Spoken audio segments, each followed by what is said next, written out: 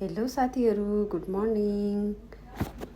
अनि कि साथीहरू, म चाहिँ अनि ड्युटी जानको लागि रेडी हुँदैछु होइन। अनि अब ड्युटी जानै पर्यो साथीहरू, के गर्नु, यस्तै हो युएको लाइफ होइन साथीहरू। अनि म चाहिँ 4 बजी उठ्यो, अनि अब रेडी हुँदा ओर्दा ड्युटी गयो, फेरि रुममा आएँ 5 बजी। अनि त्यही हो, ड्युटी रुम यस्तै छ साथीहरू। अनि मेरो चाहिँ सानो कोठा छ होइन। अनि यस्तै छ, कतिखेर उठेर जानुहुन्छ। मेरो चाहिँ ड्युटी जाने बेलामा जहिले गाडीले छोडिदिन्छ होइन, जहिले दौडिनुपर्छ, गाडी पाउँछु कि पाउँदिनँ भन्दै खोज्दै हिँड्नुपर्छ। अनि यस्तै छ हामी परदेशीहरूको लाइफ साथीहरू होइन। अनि कि साथीहरू, मैले चाहिँ यो क्रिम युज गर्न थालेको पनि समथिङ 8 वर्षै भइसक्यो होइन। मलाई चाहिँ अब सुट गरेको छ, तपाईँहरूलाई गर्छ गर्दैन, तपाईँहरूले कुन क्रिम युज गर्नुहुन्छ हो। म चाहिँ यो उजाबाको क्रिम युज गर्छु, अनि यो गोल्डन क्रिम भन्ने छ त्यो युज गर्छु होइन। मलाई चाहिँ राम्रै भएको छ। अब तपाईँहरूलाई हुन्छ हुँदैन, तर पनि ट्राई गरेर हेर्नु, एकचोटि हुन्छ भने। धेरै महँगो पनि छैन है साथीहरू, एकदम सस्तो क्या।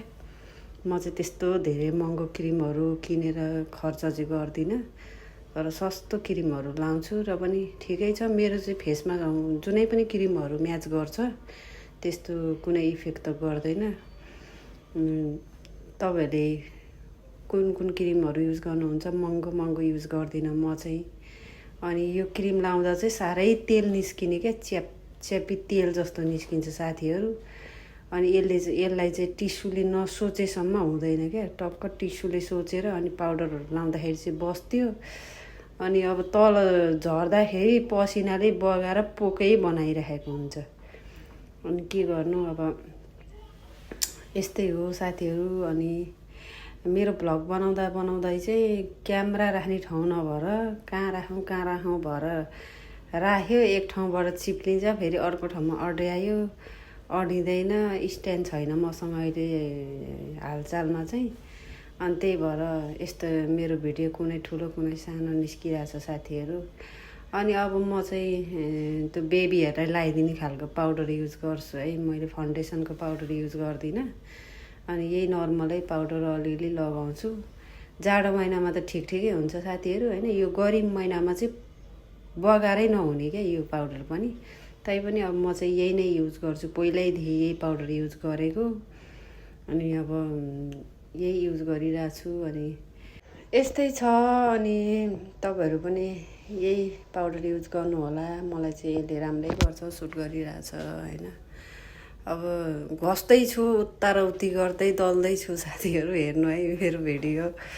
अनि यता घस्दा नि भएन, उता घस्दा नि भएन, दल्दैछु। अब यही हो, बिहान उठेदेखि र फेरि रेडी हुनलाई नै लाग्छ मलाई समथिङ 1 घन्टा जस्तै।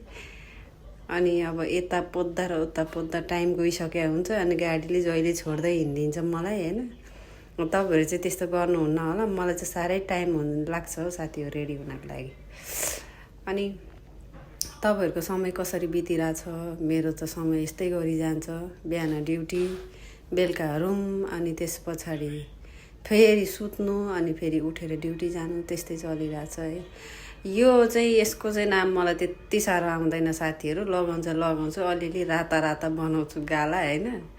अब के भन्छ यसको नाम, तपाईँहरू नै कमेन्ट गरिदिनु है। म लाउन चाहिँ लाउँछु होइन। अनि अब यसो अलिकति देखाउन पर्यो नि त सबैजनालाई। अनि कि साथीहरू, मेरो भिडियो हेरेर मलाई माया गरिदिनु होला, मेरो भिडियोलाई माया गरिदिनु होला।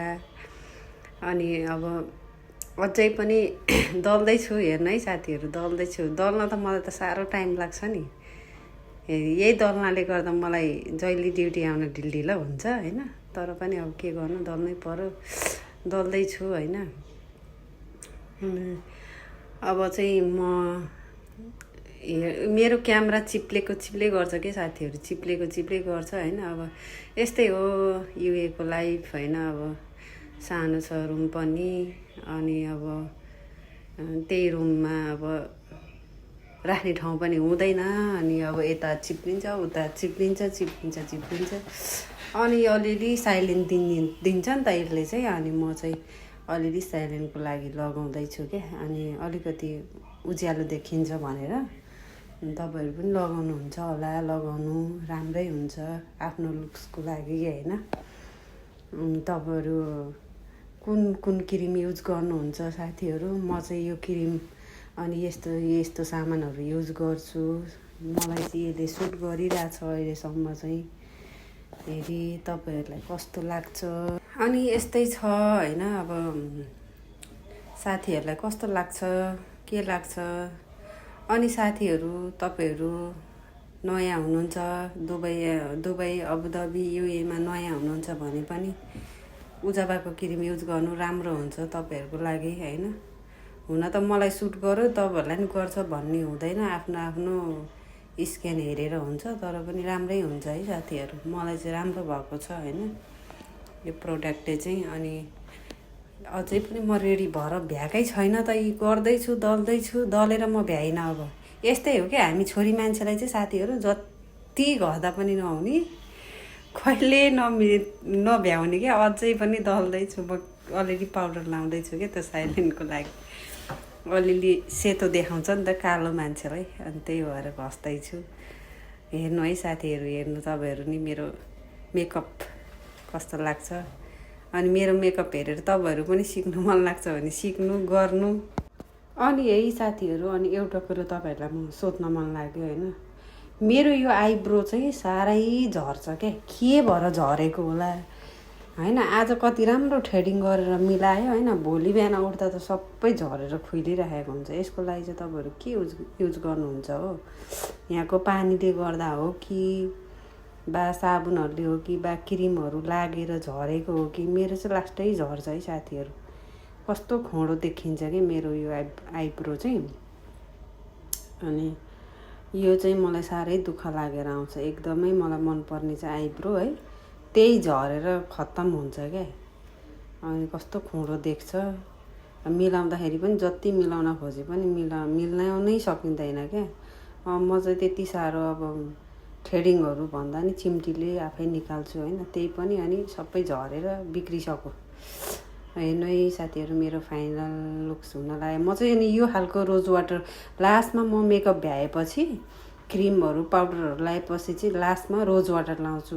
यो वाटरप्रुफ मेकअप त होइन, तर पनि यसो फेसलाई राम्रो हुन्छ भनेर म चाहिँ यसरी लास्टमा चाहिँ यो रोज वाटर लगाउने गरेको छु होइन। तपाईँहरू पनि त्यसरी लाउनु होला, राम्रो हुन्छ।